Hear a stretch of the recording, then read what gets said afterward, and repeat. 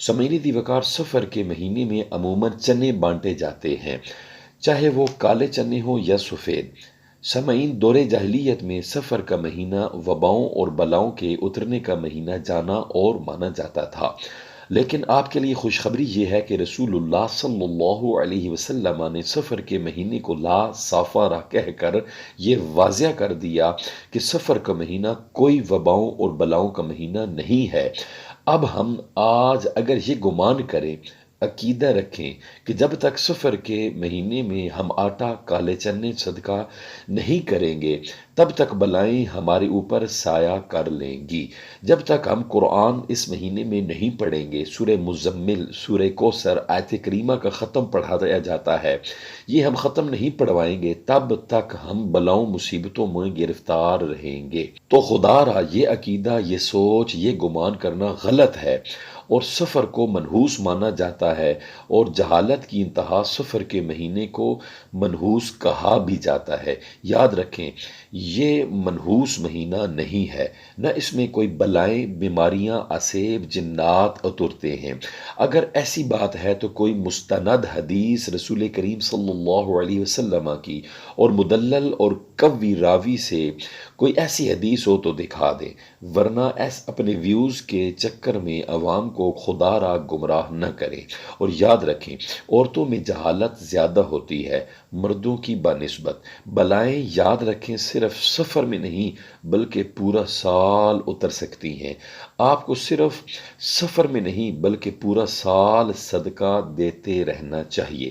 صدقہ بلاؤں کو دفع کرتا ہے، احادیث میں بھی آیا ہے، لیکن یہ گمان کرنا کہ قرآن سفر میں نہ پڑھایا یا آیت کریمہ کا ختم نہ کرایا یا کسی کالی چیز یا کالے چنوں کا صدقہ نہ دیا سفر میں، تو لہٰذا ہم بلاؤں، وباؤں اور بیماریوں میں مبتلا ہو جائیں گے، ایسا بالکل نہیں ہے۔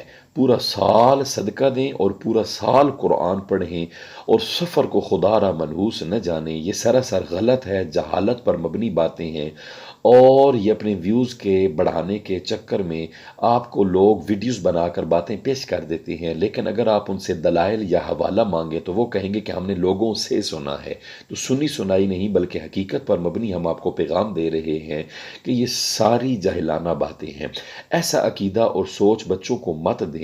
جب رسول کریم صلی اللہ علیہ وسلم نے لا صافرہ فرمایا اس سفر کے مہینہ کو کہ اس میں کوئی بلائیں نہیں، مصیبتیں، پریشانیاں، تنگ دستیاں نہیں، پورا سال صدقہ دیں، پورا سال بلاؤں سے محفوظ رہیں، تو حضور علیہ السلام کے لا صافرہ فرمانے کے بعد اس سے بڑھ کر اور آپ کو کیا دلیل دی جا سکتی ہے کہ اس مہینے میں کوئی وبائیں اور بیماریاں نہیں۔ صدقہ ویسے دیتے رہیں اور پورا سال بیماریوں اور وباؤں سے پورا سال بچتے رہیں۔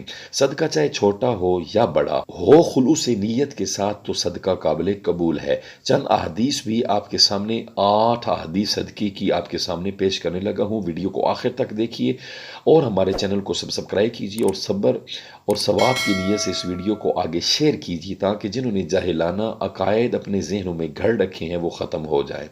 لہٰذا ویڈیو کو مکمل سنیں اور صدقہ کے بارے میں 8 احادیث لازمی سماعت فرمائیں۔ جاہلانہ خیالات، وہم و گمان اور غلط عقائد و نظریات کو ختم کریں۔ سفر کو منحوس مت جانیں، سفر برکت والا مہینہ ہے۔ یہ سب اللہ پاک کے پیدا کردہ دن، مہینے اور سال ہیں۔ کوئی دن، مہینہ، سال منحوس نہیں ہے۔ جہالت کی انتہا یہاں تک ہے کہ سفر کے مہینے میں آسمانی بلائیں لوگ کہتے ہیں نازل ہوتی ہیں، اور ایسے بندوں پر عورتیں کہتی ہیں وہ بلائیں نازل ہوتی ہیں جنہوں نے صدقہ کالے چنوں کا یا کسی کالی چیز کا سفر کے مہینے میں صدقہ نہیں دیا ہوتا۔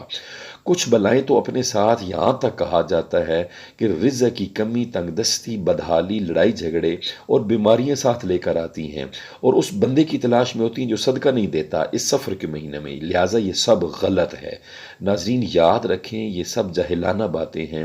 صدقہ لازمی دیں، بلائیں ٹلتی ہیں، لیکن اسے مہینے کے ساتھ مخصوص کر لینا کہ صدقہ دیں گے، قرآن پڑھیں گے تب بچیں گے، وگرنہ نہیں، تو یہ غلط ہے۔ اور اس مہینے کو منحوس جاننا یہ غلط ہے۔ پورا سال قرآن پڑھیں، پورا سال صدقہ دیں۔ سفر کے مہینے میں اگر آپ کہتے ہیں صدقہ نہ دیا گیا تو ہم بل ہلاک ہو جائیں گے، یہ بالکل ممکن نہیں، یہ غلط ہے۔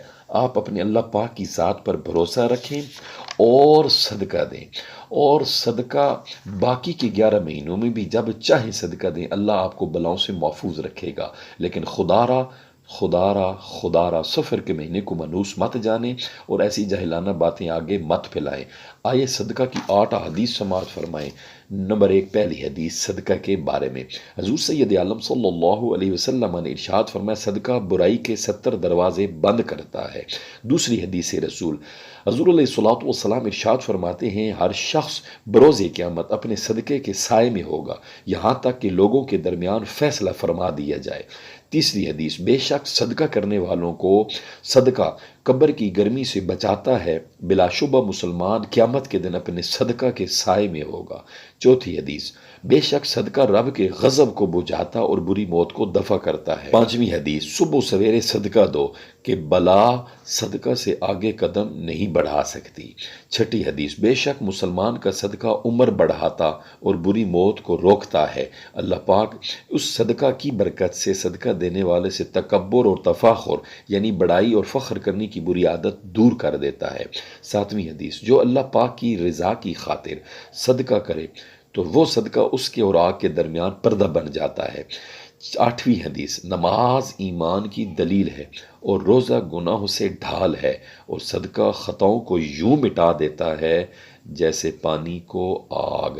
ان 8 حدیث کو سنیں، کوئی سفر کا نام کہیں بھی نہیں آیا، لہٰذا صدقہ دیں، پورا سال قرآن پڑھیں، آپ پورا سال اللہ کے فضل اور کرم میں رہیں گے۔ لیکن سفر کے مہینے میں صدقہ اور قرآن کے پڑھنے کو مخصوص نہ کر لیں کہ قرآن پڑھیں گے، سفر کے مہینے میں صدقہ دیں گے تب بچیں گے وگرنہ ہلاک ہو جائیں گے۔ ایسی کوئی بلائیں مصیبتیں نازل نہیں ہوتی، یہ جاہلانہ باتیں ہیں، غلط ہے۔ سفر کو منحوس مت کہیں، بلکہ پورا سال، پورے دن، پورے مہینے اللہ کے پیدا کردہ ہے۔ پورا سال قرآن پڑھ کے صدقہ دے کہ اللہ سے اللہ کا فضل اور کرم مانگیں، اور اس پیغام کو آگے ثواب کی نیت سے شیئر کریں۔ ہمارے چینل کو سبسکرائب کریں۔ اللہ نگہبان۔